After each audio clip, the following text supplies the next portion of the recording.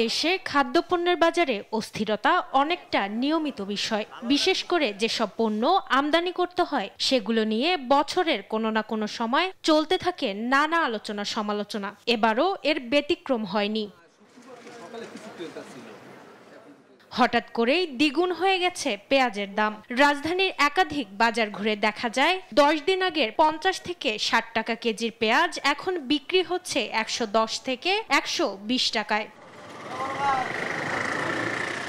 পেঁয়াজের দাম বৃদ্ধির কারণ হিসেবে দেশি পেঁয়াজের মৌসুম শেষ হওয়া এবং পেঁয়াজ আমদানির সুযোগ বন্ধ থাকাকেই দুষছেন ব্যবসায়ী ও আমদানিকারকরা।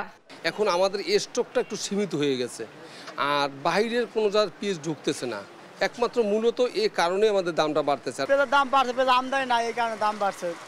আপনি জেনে আসতো 20 গাড়ি, ওনা আসেন 5 গাড়ি। নতুন পেঁয়াজ বাজারে আসলে এবং ভারত থেকে পুনরায় পেঁয়াজ আমদানি শুরু করা গেলে সংকট কমে যাবে, কমে আসবে দামও, বলছেন ব্যবসায়ীরা।